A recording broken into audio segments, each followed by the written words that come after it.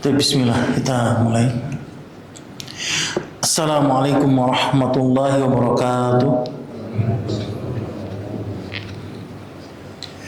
Bismillah, alhamdulillah. Wassalatu wassalamu ala rasulillah Nabiyina al-karim al-mustafa muwana Muhammad ibn Abdillah salatullahi wassalamuhu balagha risalah wa addal amanah wa nasahal ummah wa jahada fillahi haqqa jihadih hatta tarakana ala al-bayda lailuha kanahariha la yazigu anha illa halik. Salatullahi wassalamuhu wa ala alihi wa sahbihi wa man tabi'ahum bi ihsanin wa jihadin wa ittiba'in ila yaumiddin. Qala Allah Ta'ala fi Qur'anil Karim, ya ayyuhalladzina amanu taqullaha haqqa tuqatih wa la tamutunna illa wa antum muslimun. Wa qala ta'ala, ya ayyuhan nasu taqu rabbakumul ladzi khalaqakum min nafsin wahidah wa khalaqa minha zawjaha wa bassa minhuma rijalan katsiran wa nisaa'a wattaqullaha alladzi tasaaluna bihi wal arham innallaha kana 'alaikum raqiba. Wa qala ta'ala, ya ayyuhalladzina amanu taqullaha wa qulu qawlan sadida yuslih lakum a'malakum wa yaghfir lakum dhunubakum wa may yuti'illaha wa rasulahu faqad faza fawzan 'azima. Amma ba'd. Rabbi shrah li sadri wa yassir li amri wahlul 'uqdatam min lisani yafqahu qawli. Wa ba'd. Barakallahu fikum. Alhamdulillah, segala puji bagi Allah Subhanahu wa taala Rabbul Jalalah yang telah melimpahkan nikmatnya kepada kita, yaitu nikmat iman wal Islam, yang mana dengan kedua nikmat tersebut kita masih diberikan kesehatan, kekuatan oleh Allah Subhanahu wa taala untuk berkumpul di majlis ilmi dalam rangka sedikit mempelajari agama Allah dan berusaha untuk mengamalkan sunnah Rasulnya sallallahu alaihi wasallam. Salawat dan salam kita curahkan kepada Nabi besar kita yang mulia sallallahu alaihi wasallam beserta para keluarganya, para sahabatnya dan pengikutnya. Taib, barakallahu fikum. Alhamdulillah, kita akan lanjutkan pembahasan kita Syarah Riyadhis Shalihin li Fadilati Syekh Shalih Utsaimin rahimahullahu taala. Alhamdulillah, kita sudah sampai kepada pembahasan bab yang ke-23, yaitu berkenaan dengan bab memerintah yang ma'ruf dan mencegah yang mungkar. Maka berbicara tentang amar ma'ruf nahi mungkar, Syekh Shalih Fauzan hafizahullah taala, beliau mengkategorikan termasuk dari ma'alimu manhaji ahli sunnati wal jamaah, bagian prinsip dasar ahlu sunnati wal jamaah di dalam beragama.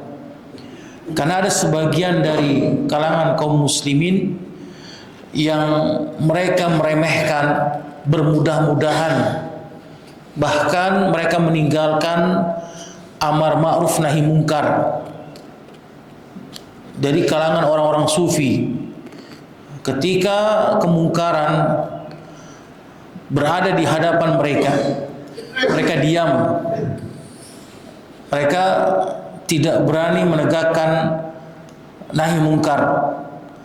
Begitu pula golongan yang kedua, itu golongan orang-orang yang melampaui batas, berlebihan di dalam amar ma'ruf nahi mungkar.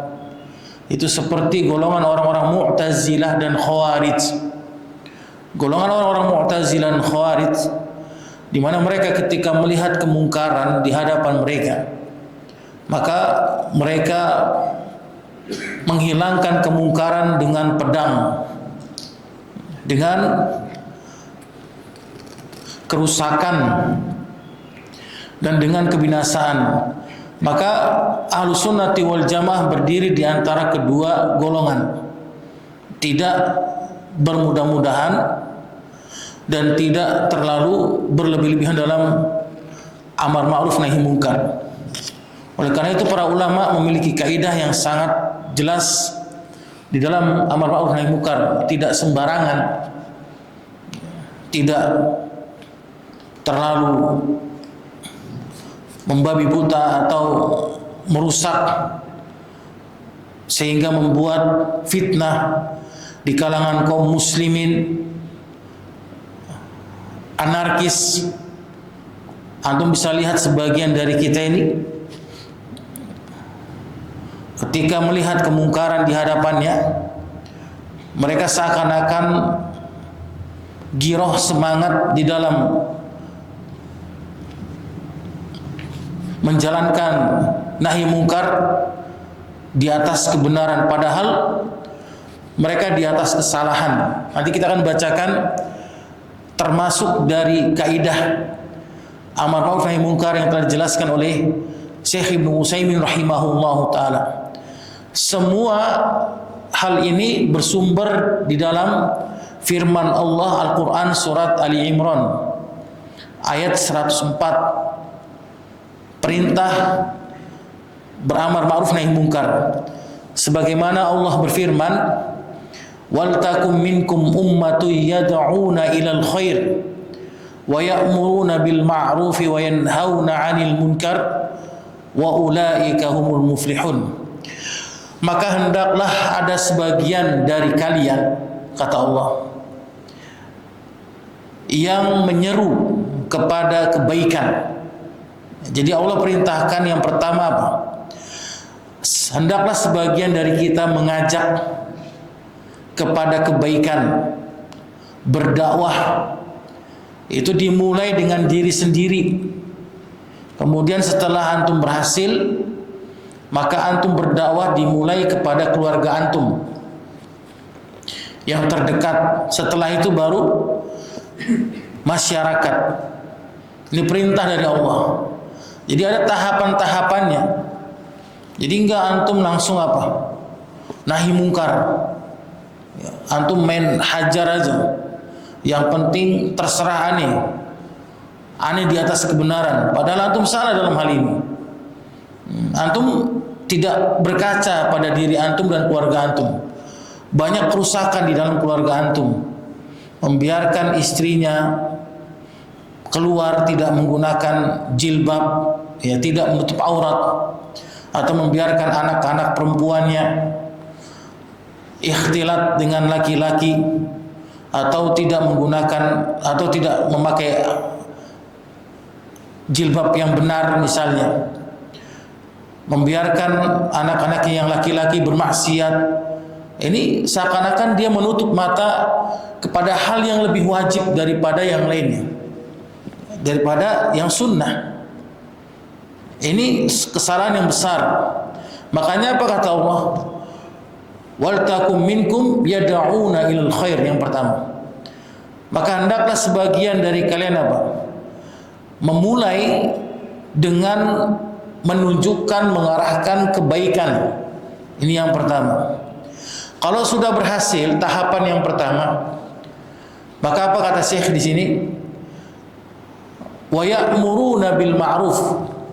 Kemudian menyeru kepada yang ma'ruf. Setelah itu apa? Tahapan yang ketiga, wa yanha 'anil munkar. Wa yanhauna 'anil munkar, dan mencegah dari perkara yang mungkar. Maka kalau tiga tahapan tersebut antum melakukan, maka Allah tutup firman Allah tersebut dengan mengatakan wa ulaika humul muflihun, dan mereka adalah golongan orang-orang yang beruntung. Jadi kalau antum amalkan tiga ini, mengajak kepada kebaikan, kebaikan itu banyak. Jadi kebaikan itu enggak mesti antum harus mengeluarkan dalil. Ya, enggak mesti antum harus hafal dalil. Seperti contohnya sholat qobliyah subuh, dalilnya antum hafalkan. Kemudian sholat jamaah antum hafalkan dalilnya. Sedekah antum hafalkan dalilnya. Tidak.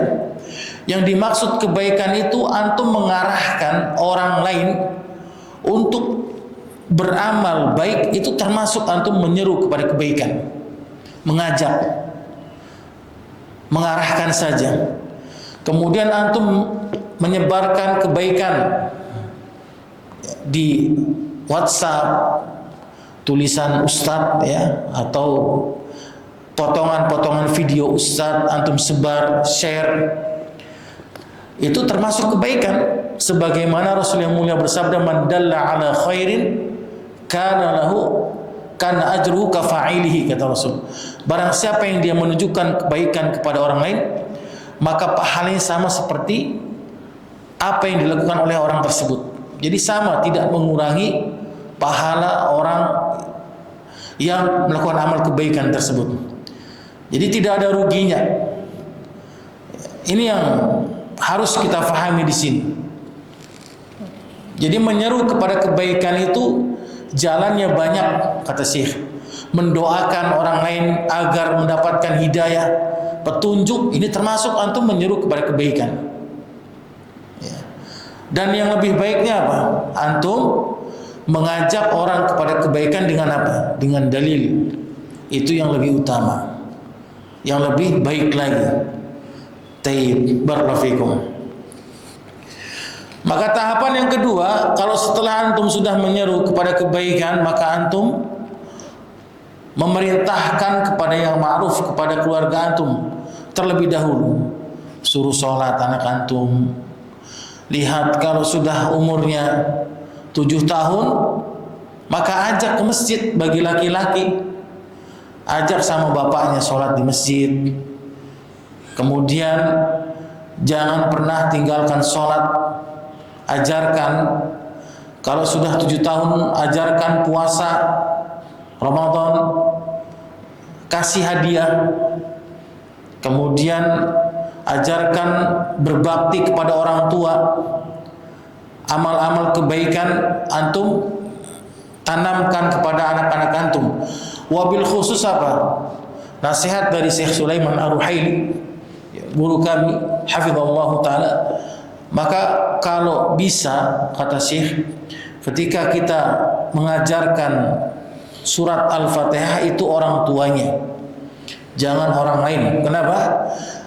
Karena dari surat Al-Fatihah lah akan mengalir pahala-pahala anak-anak kita kepada siapa? Kepada orang tuanya. Jadi jangan antum suruh ajarkan guru ngaji, ya, membaca surat Al-Fatihah. Jangan, antum sendiri yang ajarkan. Makanya antum harus bisa. Agar apa? Agar mengalir pahala kebaikan yang dibacakan oleh anak antum ketika membaca surat Al-Fatihah setiap harinya. Antum bisa bayangkan, kalau anak antum sholat misalkan sehari 5 kali saja, sholat wajib itu di luar sholat sunnah, dia membaca surat Al-Fatihah dengan baik dan benar, maka pahalanya akan mengalir kepada siapa? Kepada antum, walaupun antum sudah wafat nanti, sudah meninggal. Ini termasuk amal jariah. Ini yang dikatakan sebagai apa? Amal jariah anak. Jadi jangan antum sedikit-sedikit apa? Nggak ngerti langsung dimasukkan ke TPA. Bapaknya ini tidak tahu apa-apa tentang agama Islam. Taib. Setelah itu apa tahapan yang ketiga? Wa yanhauna 'anil munkar, dan mencegah dari yang mungkar. Dahulukan keluarga terdekat, kemudian baru masyarakat sekitar.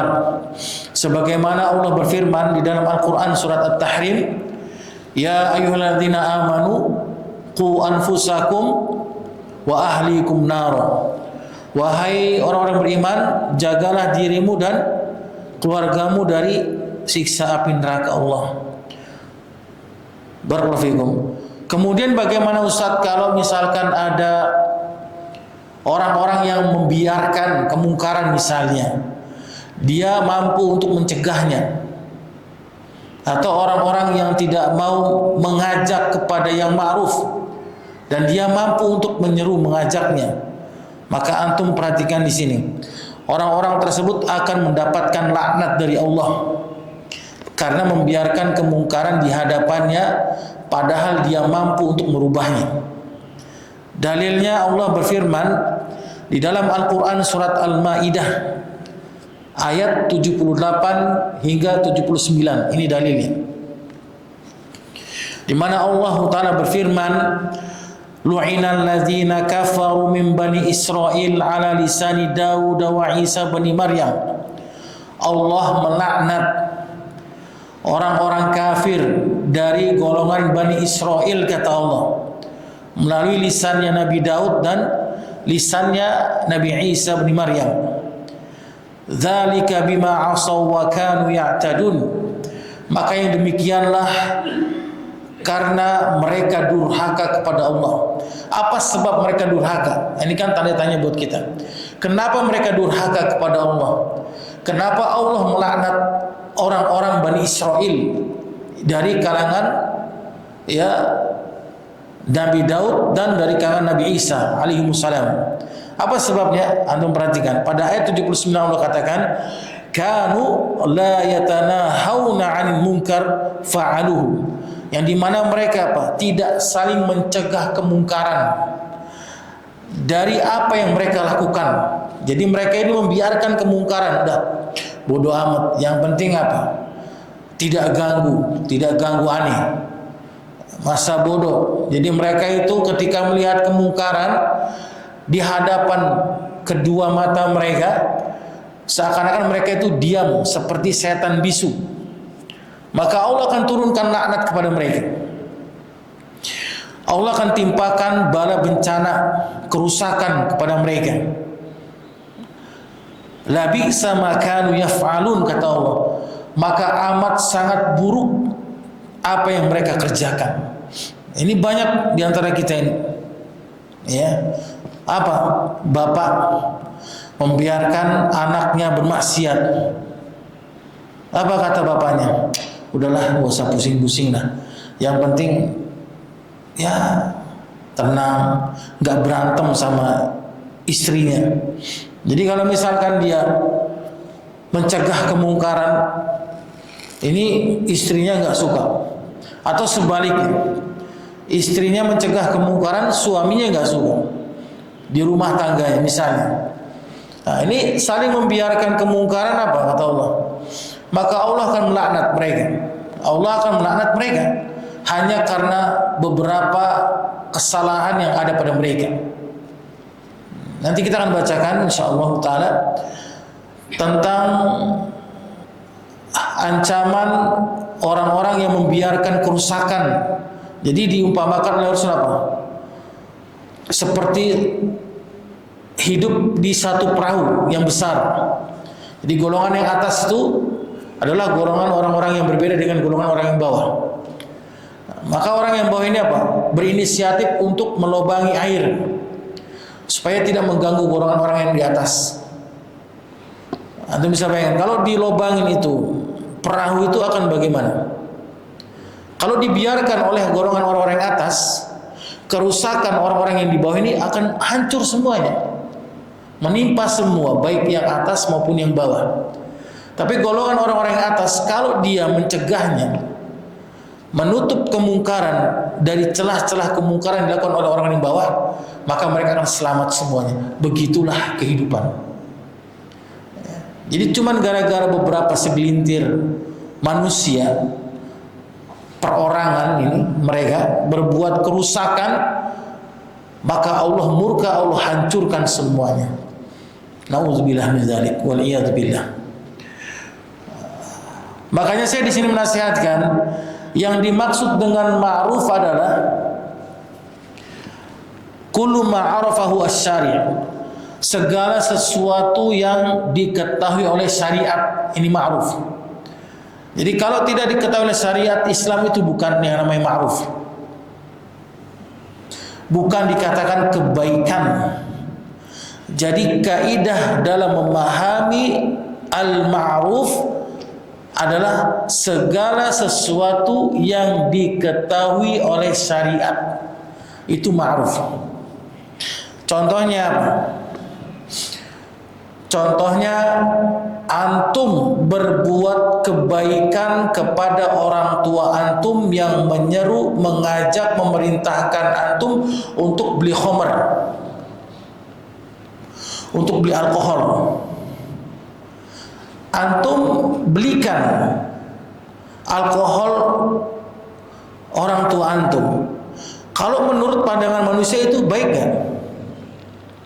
Menurut pandangan manusia kira-kira baik gak?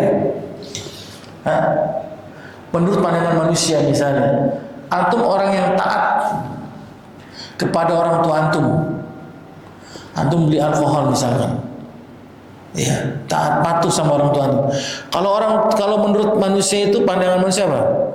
Itu perbuatan baik nggak antum taat patuh misalnya? Ya, perbuatan yang baik kan? Benar nggak? Tapi perbuatan baik antum tidak dinilai ma'ruf oleh syariat Allah. Kenapa? Karena tidak diketahui oleh syariat Islam. Atau mudahnya gini, antum membantu orang yang berbuat curang, ya, membantu secara asalnya apa hukumnya? Baik kan? Perbuatan baik. Tidak ada yang mengatakan membantu perbuatan yang buruk. Tapi ketika antum membantu orang berbuat curang, membantu orang berbuat salah, maka ini tidak diketahui oleh syariat Islam. Ini bukan termasuk dari hal yang ma'ruf. Ya. Atau antum melakukan perbuatan yang bid'ah misalnya.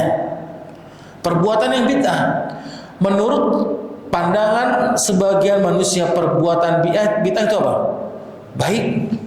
Baca Quran, yasinan, malam Jumat, habis sholat Isya, berjamaah 1000 kali. Ini menurut sebagian kalangan kaum muslimin apa?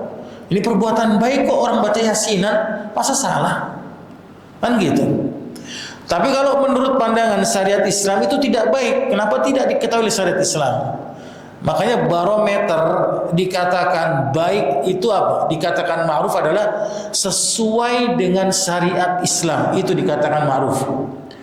Kalau tidak sesuai dengan syariat Islam maka bukan ma'ruf. Walaupun semua manusia mengatakan itu ma'ruf. Itu sesuatu yang ma'ruf. Tapi kalau syariat mengatakan tidak maka bukan.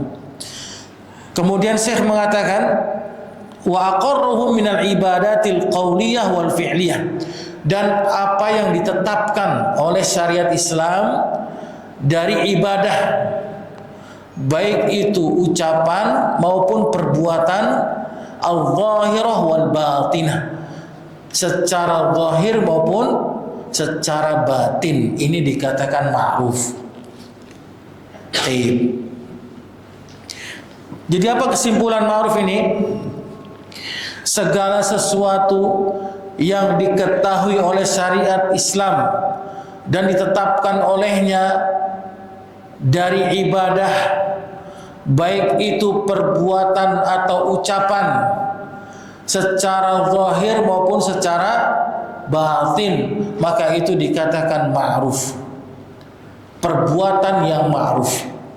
Secara zahir itu apa maksud contohnya? Secara zahir contohnya perbuatan ma'ruf, sholat itu ma'ruf, sedekah, apalagi berbakti kepada orang tua, kemudian umroh, haji, itu ma'ruf semuanya, jihad dan sebagainya. Secara zahir. Secara batin itu apa? Contohnya, apa secara batin? Amalan-amalan yang ma'ruf secara batin apa? Contohnya sabar, ya, malu. Ini termasuk amalan-amalan ma'ruf. Kalau antum tidak malu, antum tidak ma'ruf namanya itu. Ya, nggak ada malunya antum. Misalnya ngumpul lagi rapat apa RT RW, antum ketawanya paling gede sendiri.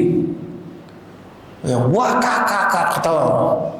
Itu nggak ma'ruf namanya itu. Itu malah menjatuhkan martabat antum di hadapan orang banyak. Ini antum tidak menjaga diri antum, tidak ada rasa malunya. Karena Rasulullah mengatakan apa? Al-haya'u syu'batun minal iman. Malu adalah bagian dari keimanan. Taib.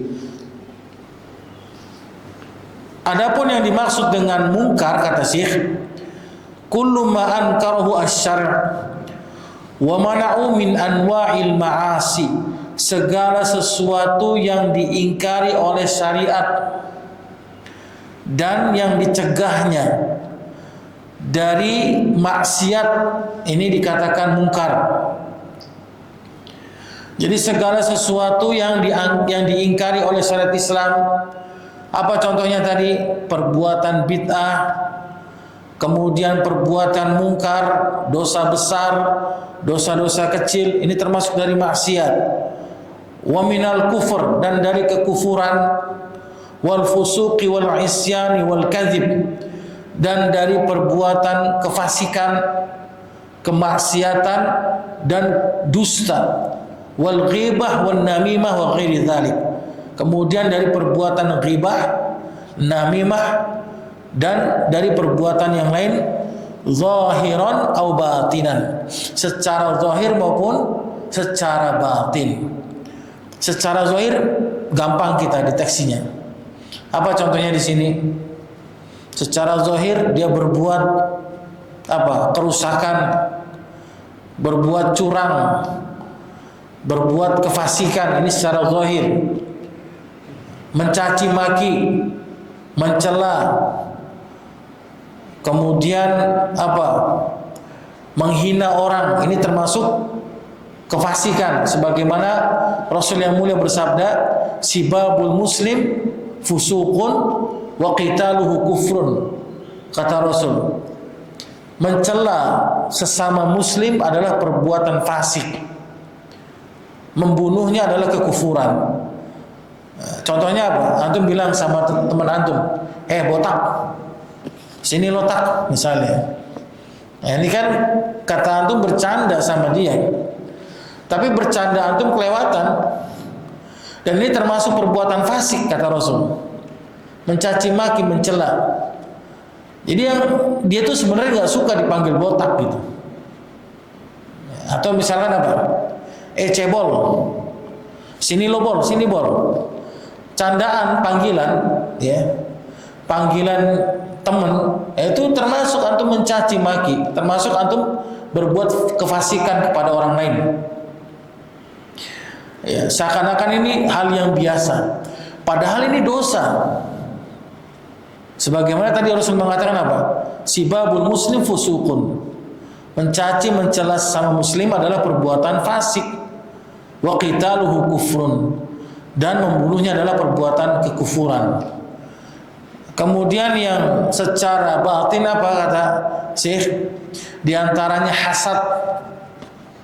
Hasad, dengki, iri, ya, ria, sum'ah. Ini semuanya amalan-amalan batin dari kemungkaran. Taib. Barakallahu. Kemudian saya menjelaskan al-amru bil ma'ruf wan nahyu 'anil munkar wajibun wa fardu kifayah. Amar ma'ruf nahi munkar itu secara asalnya hukumnya wajib diterapkan kepada setiap muslim. Secara asalnya. Kalau sudah diterapkan oleh sebagian dari kalangan kaum muslimin, maka hukumnya berubah menjadi apa? Fardu kifayah. Apa syaratnya di sini? Idza qama bihi man yakfi hasalal maqsud. Apabila telah ditegakkan dari sebagian, maka telah tersampailah maksud tujuan amar ma'ruf nahi munkar. Kalau tidak ada yang melakukannya dari semua ini, dari Antum satu masjid ini misalkan, Masjid Jami Al Faruq misalnya, antum tidak menegakkan amar ma'ruf nahi munkar, ini semuanya berdosa. Ya, tapi kalau ada sebagian dari antum yang menegakkan amar ma'ruf nahi munkar, maka menjadi hukumnya fardu kifayah bagi yang lainnya. Antum paham nggak di sini? Makanya nggak boleh dibiarkan kalau ada kerusakan di masjid ini misalkan, kezaliman di masjid ini secara lingkup kecil saja, nggak usah yang terlalu besar. Kalau antum lihat ada kezaliman di masjid ini, kemudian kerusakan di masjid ini, kemudian kebid'ahan di masjid ini, antum biarkan, maka antum akan mendapatkan ancaman laknat dari Allah. Karena membiarkan apa?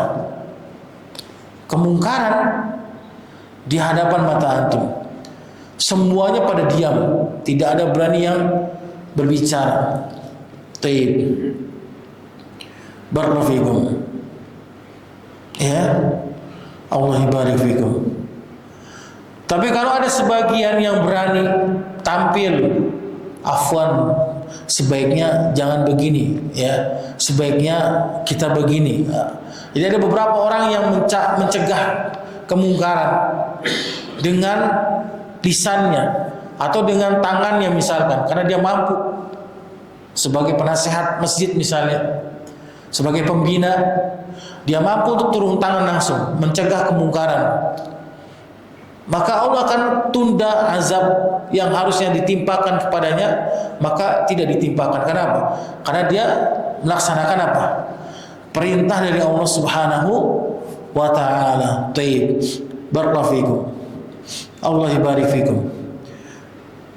Wa idza lam yakum bihi man yakfi, kata Syekh, apabila tidak ada yang menegakkan dari amar ma'ruf nahi munkar semuanya, ya, wajaba ala jami'il muslimin, maka wajib bagi seluruh kaum muslimin.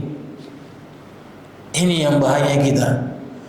Sekarang lingkup negara, lingkup besar nih, ya, tidak ada yang berani amar ma'ruf nahi munkar, misalnya kepada pemimpin kita yang berbuat salah misalnya, atau salah satu dari bagian-bagian instansi-instansi yang berbuat salah, berbuat kerusakan, kezaliman, diam semuanya, tidak ada yang menyuarakan misalkan.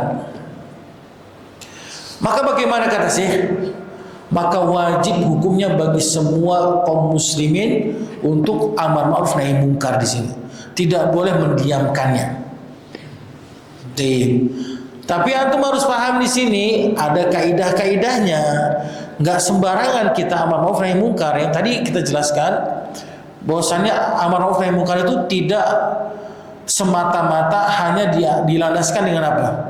Hawa nafsu saja. Jadi main asal hantem aja, main asal berbuat anarkis, kerusakan, kemudian turun ke jalan demonstrasi, kemudian menjelek-jelekan pemerintah, menjatuhkan mereka pemerintah. Ini sesuatu yang tidak sama sekali tidak diketahui oleh syariat Allah dalam amar ma'ruf nahi munkar tersebut. Taib. Oleh karena itu apa? Syekh rahimahullahu ta'ala beliau mengatakan, wal amru bil ma'ruf wan nahyu 'anil munkar yahtaju ila umur. Maka hendaklah setiap muslim memperhatikan kaidah di dalam amar ma'ruf nahi munkar. Kaidah yang pertama kata beliau, an yakunal insanu aliman bil ma'ruf wal munkar. Hendaklah setiap muslim mengetahui mana yang ma'ruf dan mana yang munkar. Ini yang pertama. Jadi ketika antum ingin menjalankan perintah Allah, surat Ali Imran ayat 104 tentang masalah amar ma'ruf nahi munkar, antum harus tahu dulu ilmunya. Harus tahu dulu ilmunya apa tentang amar ma'ruf nahi munkar. Ini yang paling utama. Fa in lam yakun aliman bil ma'ruf fa innahu la yajuzu an ya'muru bihi. Kalau tidak mengetahui perkara yang ma'ruf, maka enggak boleh dia menyeru kepada yang ma'ruf tanpa ilmu, enggak boleh dia. Kenapa di sini? Li'annahu qad ya'muru bi amrin yadhunnuhu ma'rufan wa huwa munkar wa la yadri. Terkadang dia menyeru kepada yang ma'ruf dan dia menyangkanya itu adalah perbuatan yang baik, perbuatan yang ma'ruf, padahal itu adalah perbuatan yang mungkar dan dia tidak mengetahuinya. Antum paham enggak di sini? Kaidah yang pertama. Apa kaidah yang pertama? Maka hendaklah apa tadi kata saya? Hendaklah seorang muslim mengetahui ilmu terlebih dahulu dalam perkara amar ma'ruf nahi mungkar. Jadi kalau misalkan dia tidak mengetahui perkara ilmunya, maka dia akan menyeru yang ma'ruf tanpa ilmu, mengajak yang ma'ruf tanpa ilmu, yang diyakini olehnya itu ma'ruf padahal itu kemungkaran. Apa contohnya di sini? Ada yang tahu nggak tuh? Dia mengajak pada yang ma'ruf padahal itu kemungkaran. Ada yang tahu nggak? Coba, ada yang tahu nggak? Dan dia nggak tahu ilmunya itu. Jadi selama ini dia mengajak kepada kemungkaran, bukan hal yang ma'ruf. Apa? Ada yang tahu nggak?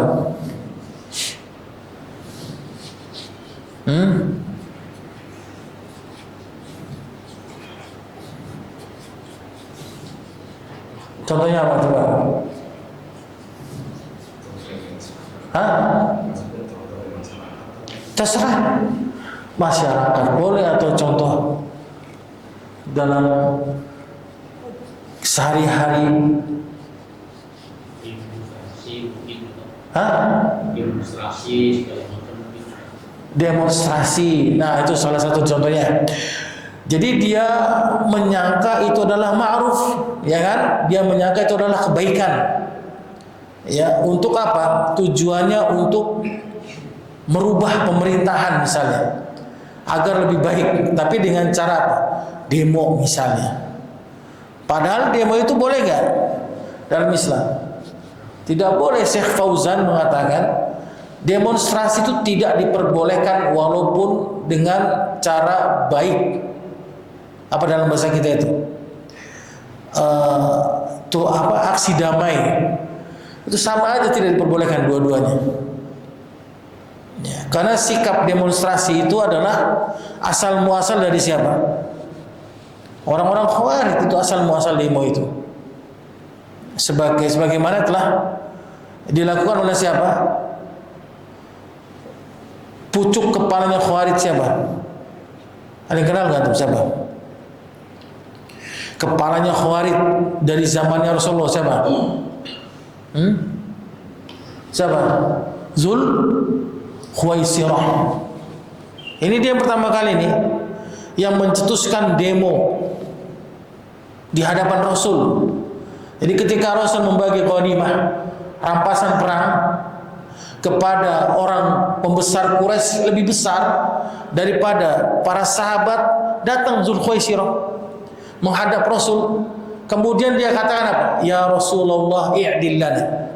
Wahai Rasulullah, bersikap adillah kepada kami. Antum bisa bayangkan ya.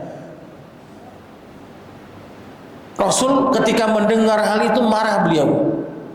Kalau bukan aku, kata Rasul, maka siapakah orang yang paling adil di dunia ini?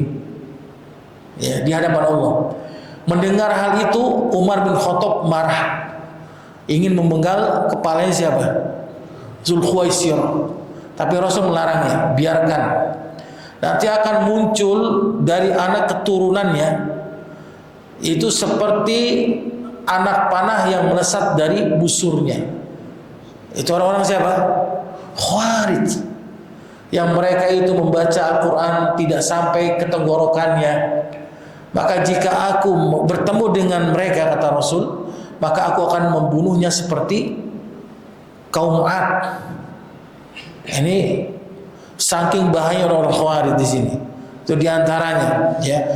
Dia ingin amar ma'ruf nahi mungkar, ingin amar ma'ruf, memerintah pada yang ma'ruf, tapi dengan cara yang salah. Apalagi contoh yang lain? Contoh yang lain, antum memerintahkan untuk sholat syuruk. Kan biasanya ada bunyi itu ya, tit waktu syuruk kan. Terus antum bilang, ayo kita sholat syuruk. Padahal bagaimana kaidah itu? Tidak boleh sholat ketika matahari langsung terbit, nggak boleh.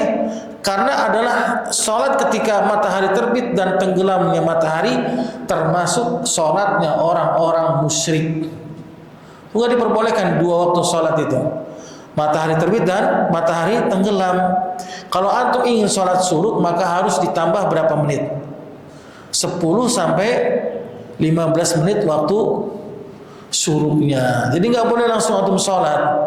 Nah, ketika dia nggak tahu ilmunya, dia mengajak sholat syuruk. Ayo kita sholat syuruk. Daripada diem aja di sini.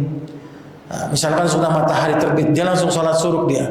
Dia nggak tahu ilmunya, dia menyangka itu baik, padahal itu perbuatan mungkar kata Syekh. Seperti itu dan yang lainnya banyak sekali. Fala budda kata Syekh an yakuna aliman anna hadza minal ma'ruf alladzi syara'ahu Allah wa rasuluh. Maka hendaklah dia mengetahui ilmunya, bahwasannya hal itu adalah perkara yang ma'ruf yang disyariatkan oleh Allah dan Rasulnya. Wala budda an yakuna aliman bi anna hadza munkar, dan hendaklah dia mengetahui bahwasannya perkara tersebut adalah perkara yang mungkar. Fa illam yakun aliman bidzalika fala yanha anhu kata Syekh. Kalau tidak mengetahui perkara mungkar, jangan mencegahnya. Jangan sok-sokan mencegah kemungkaran kalau nggak tahu ilmunya dia. Ya, kalau tidak tahu ilmunya, maka jangan sok-sokan dia mencegah kemungkaran. Apa contohnya di sini? Mencegah kemungkaran, padahal itu bukan mungkar. Apa contohnya? Beredar di antara kita banyak menantu dengan mertua itu mahram bukan?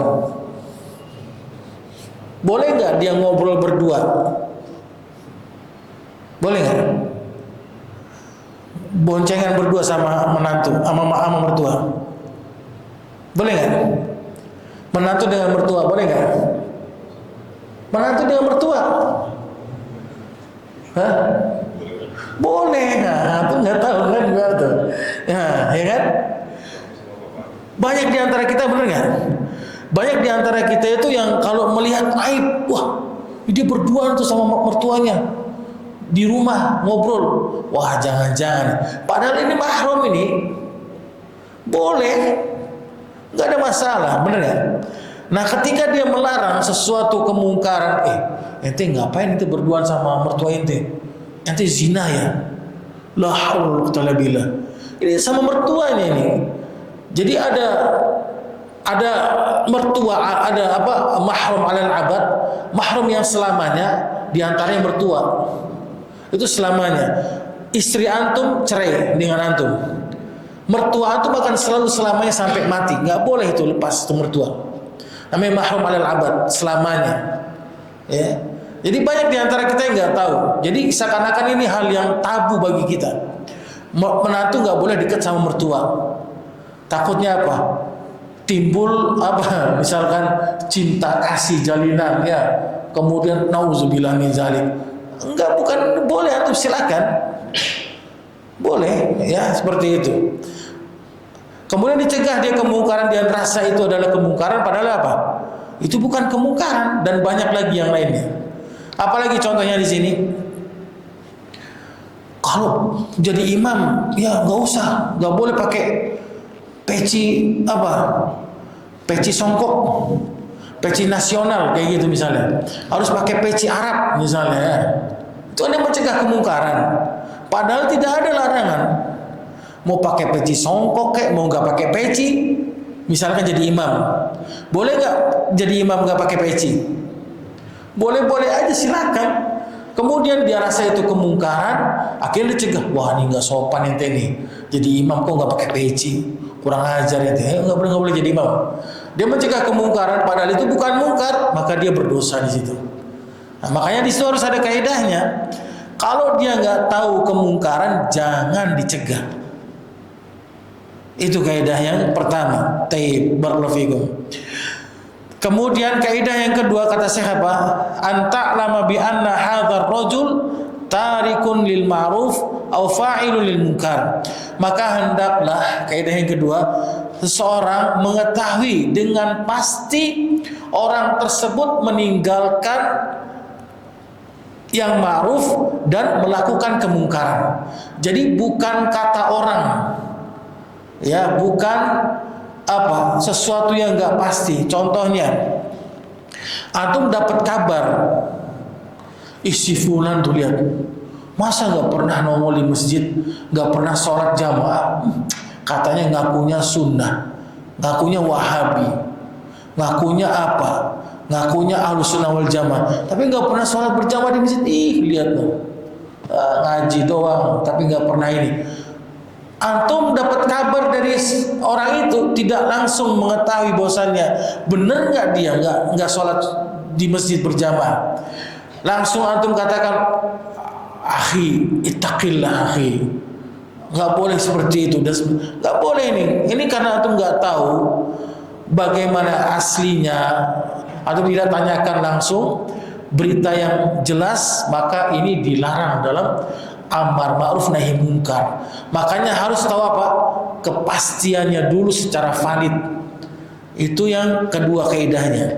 Jadi nggak boleh antum amar ma'ruf nahi munkar sebelum antum mengetahui sesuatu yang pasti jelas tentang perihal orang yang meninggalkan ma'ruf dan mengerjakan kemungkaran. Karena banyak fitnah di kalangan kita menyebar, itu hanya kata orang, ya kan? Kata orang, antum langsung masukin ke mulut antum, ke akal antum, langsung antum tanpa saring berita, muncullah fitnah di antara kalangan kaum muslimin. Makanya apa kata Allah di sini dalam Al-Qur'an surat Al-Hujurat ayat 12? Apa Allah berfirman? Ya ayyuhalladzina amanu istanibu katsiran minadh dhanni inna ba'dadh dhanni ismun. Wahai orang beriman, jauhilah oleh kalian apa? Prasangka buruk, karena sebagian dari kalian itu, atau sebagian dari perbuatan zon adalah dosa. Jadi prasangka buruk itu adalah perbuatan dosa. Wala tajassasu, dan jangan kalian apa? Saling tajassus, mencari-cari kesalahan orang. Ini yang nggak boleh. Wah, pas banget nih, aneh lagi gondok sama dia nggak pernah bayar utang, ya kan? Pinjam sama aneh 500.000 kagak bayar. Dapat berita antum si fulan orangnya begini begitu, langsung antum habek. Ya antum, wah, ayo datang rumahnya tuh. Dasar bapak itu nggak jelas. Antum nggak tahu kebenarannya, berita validnya. Karena antum lagi kesel sama dia, antum cari-cari kesalahan. Ini yang termasuk hal yang dilarang oleh syariat Allah. Taib, barakallahu. Kemudian kaidah yang ketiga, apa kata Syekh? Allah yazulal munkar ila ma huwa a'dham minhu. Maka hendaklah tidak menghilangkan kemungkaran dengan menimbulkan kemungkaran yang lebih besar. Ini kaidah yang ketiga. Tidak boleh kita menghilangkan kemungkaran itu dengan menimbulkan kemungkaran yang lebih besar lagi. Apa contohnya di sini? Tetangga antum lagi nanggep apa dangdut koplo, lagi nikahan, nanggep dangdut koplo tuh 2 hari 2 malam full, malamnya itu dangdutan, suaranya kenceng. Karena antum merasa terganggu, ya antum bawa golok dari rumah, antum naik ke atas panggung, antum bilang, turun semua. Kalau nggak turun gue bacokin loh, ya kan? Antum bilang, kalau nggak turun gue bacokin loh nih. Dasar lu ganggu orang aja. Ini kira-kira kalau antum mencegah kemungkaran dengan cara seperti ini, baik nggak? Baik nggak kira-kira? Malah muncul kemungkaran yang lain. Wah, parah nih bapak ini nih, ya kan? Bukannya menghilangkan kemungkaran, malah tambah kemungkaran lagi yang lebih besar. Ini yang harus dipahami oleh kita. Kemudian apa kata Syekh contohnya? Antum melihat teman antum, sahabat antum merokok misalnya. Merokok sesuatu yang dibolehkan nggak atau nggak oleh syariat Islam? Sepakat antum nggak boleh kan merokok kan? Karena merusak kesehatan. Antum melihat lagi nongkrong bareng nih, lagi ngopi bareng, ya kan? Kemudian ada teman antum, nih rokok nih, siapa yang mau? Ya, dia ngebus, enak banget rokoknya. Giroh semangat antum muncul, wah kurang ajar nih orang, di depan aneh ngerokok dia, ya kan? Langsung antum apa? Nahi mungkar, buang nggak rokoknya? Kalau enggak gue buang nih, ya simpan nggak atau gitu ya, lu pergi dari sini. Gue nggak suka sama orang-orang yang ngerokok, misalkan dia. Karena giroh semangat dia berlebihan dalam nahi mungkar, pergi tuh teman antum. Karena ketika antum nggak tahu dia pergi kemana dia nanti nongkrongnya sama orang pemabuk, lebih parah nggak kira-kira? Parah nggak kira-kira? Ketika antum mencegah kemungkaran dengan cara antum mengusirnya, membuat hatinya menjadi luka, nggak suka sama orang baik, kemana dia larinya? Kalau bukan ke orang-orang yang pelaku maksiat, lebih parah lagi malah dia. Yang tadinya dia cuma merokok doang, jadi apa? Minum, ya kan? Mabuk. Itu karena perbuatan antum yang salah dalam nahi mungkar. Makanya ada kaidahnya. Apa kata saya? Antum lihat, kalau kemungkaran yang antum cegah itu lebih menimbulkan kemungkaran lebih besar lagi, antum tahan. Antum tahan dulu. Ya, antum bersabar, sebagaimana kaidah mengatakan darul mafasidi muqaddamun ala jalbil masalih. Ya, mencegah kemungkaran itu lebih diutamakan daripada antum berbuat kemaslahatan kepada sesuatu. Kalau antum lihat kemaslahatannya itu sedikit, kemungkaran itu lebih besar lagi, maka antum tahan. Seperti apa kata Syekh di sini? Contohnya Syekhul Islam Ibnu Taimiyah pernah melewati pasukan Tartar lagi mabuk, ya, lagi mabuk bareng mereka. Kemudian Syekhul Islam dengan murid-muridnya melewati mereka. Setelah melewati apa murid-muridnya? Loh Syekh, kenapa kok tidak antum larang ini pasukan Tartar ini? Kenapa dibiarkan oleh antum mabuk? Ya, bukankah kita harus diperintahkan untuk apa? Amar ma'ruf nahi munkar. Apa kata Syekhul Islam? Kalau seandainya aku larang mereka untuk tidak mabuk dan minum-minuman, maka akan muncul kerusakan lebih besar lagi apa? Mereka akan membunuh dan akan merampas harta kaum muslimin. Kan dilarang, benar gak? Kan tadi lagi mabuk-mabuk mereka tuh, tiba-tiba diusir oleh Syekhul Islam misalnya. Terus ngapain yang mereka lakukan? Mereka akan membuat kerusakan lagi lebih besar lagi. Begitulah antum dalam melihat, menilai amar ma'ruf nahi munkar. Tayyib, barakallahu fikum. Kemudian syarat yang keempat, an yakunal amiru wan nahyu fa'ilan lima amara bihi tarikan lima naha anhu. Maka hendaklah seseorang yang beramar ma'ruf melakukan perbuatan dahulu, dan orang yang mencegah kemungkaran meninggalkan kemungkaran lebih dahulu. Ini khilaf di antara para ulama. Kalau kita terapkan kaidah yang keempat ini, nggak ada orang yang amar ma'ruf nahi mungkar. Kenapa? Antum perintahkan orang untuk apa? Contohnya puasa Senin Kamis, antum sendiri nggak pernah puasa Senin Kamis. Kira-kira ada nggak sampai ilmunya kepada orang lain? Harus puasa dulu antum. Wah, aneh nggak sanggup Ustaz kalau puasa Senin Kamis. Kenapa? Lapar. Terus antum nggak jelaskan kepada orang tentang puasa Senin Kamis, atau antum menjelaskan tentang keutamaan sholat qobliyah subuh lebih utama daripada dunia dan seisinya. Antum sendiri nggak pernah sholat qobliyah subuh. Kira-kira itu ada orang yang sholat qobliyah subuh nggak? Kalau antum tidak jelaskan. Jadi kalau kita sesuai dengan kaidah yang keempat ini, nggak ada orang yang berani amar ma'ruf nahi mungkar. Antum nahi mungkar, mencegah kemungkaran untuk meninggalkan musik.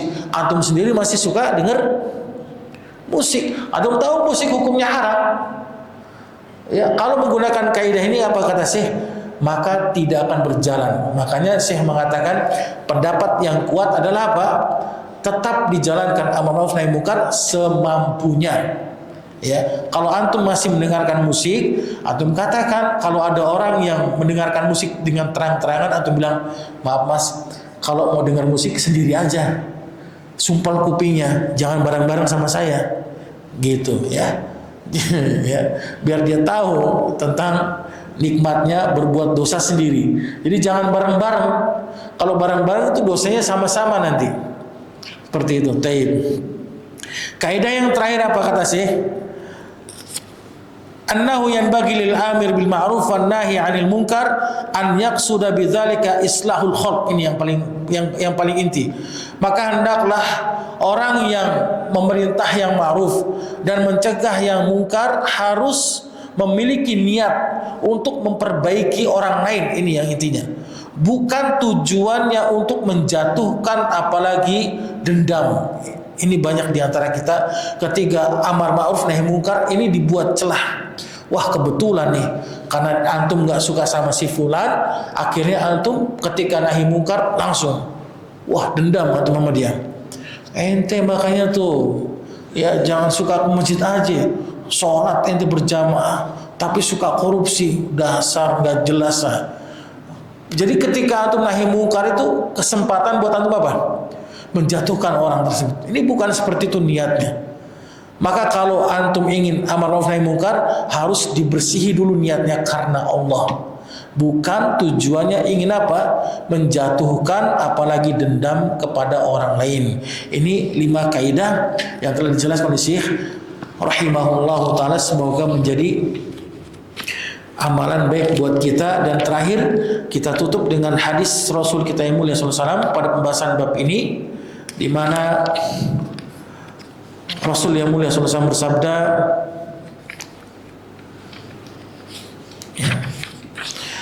dari hadis sahih riwayat Imam Abu Daud dan Imam Tirmizi di dalam sahihnya dari sahabat Abu Bakar As-Siddiq radhiyallahu anhu, beliau mengatakan, membacakan firman Allah Al-Quran surat Al-Ma'idah ayat 105, ya ayyuhan nas innakum la taqra'una hadhil ayah, wahai manusia kalian akan membacakan firman Allah tersebut, yaitu surat Al-Ma'idah ayat 105, di mana Allah berfirman, ya ayyuhalladzina amanu alaikum anfusakum, wahai orang-orang beriman jagalah diri-diri kalian, la yadurru man dhalla idza tadaitum, dan tidak membahayakan kalian apabila ada seseorang yang berbuat kesesatan pada kalian jika Allah memberikan petunjuk bagi kalian. Wa inni sami'tu Rasulullah, dan aku mendengar Rasulullah bersabda, innan nas idza ra'u zalim, sesungguhnya manusia apabila melihat kezaliman, falam ya'khudhu ala yadayhi, dan tidak menarik atau tidak mencegah kezaliman tersebut, ausaka an ya'ummahumullahu bi'iqabi minhu, maka ditakutkan Allah akan menimpakan siksanya secara merata kepada mereka. Ini kaidahnya. Ya, jadi kalau kita membiarkan kemungkaran, tidak kita cegah dengan tangan kita atau dengan lisan kita, paling kecil dengan apa? Hati kita, maka ditakutkan Allah akan menimpakan azab siksanya secara merata kepada kalian, kata Allah. Ini hadis sahih yang telah diriwayatkan oleh Imam At-Tirmidzi dalam sahihnya. Allahu taala a'la wa a'lam. Baik, ada pertanyaan silakan.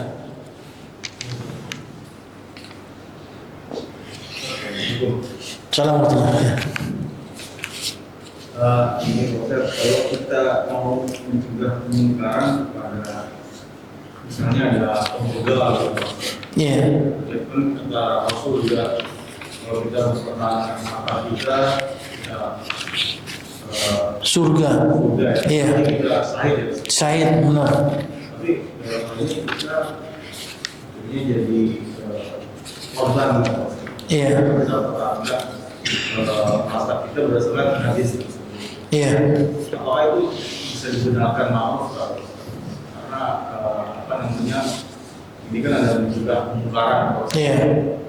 Kemungkaran itu apakah juga kemungkaran itu apakah bisa dikatakan makruh?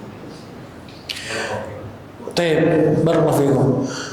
Kita mencegah kemungkaran, ya, begal, ya, kemudian kita punya kemampuan sedikit bela diri misalnya, sampai sabuk coklat, ya, antum lawan begal, kemudian begalnya meninggal, mati ya, mau bacok antum, tiba-tiba antum bacok dia. Terus kalau secara hukum dunia yang salah siapa? Yang salah yang ngebacok kan ya, bukan yang dibacok. Justru yang salah antum, bukan begalnya, ya kan begitu. Kemudian antum dihukumlah oleh hukum yang ada di dunia ini, ya. Terus apakah ini termasuk yang ma'ruf? Ini termasuk ma'ruf ini.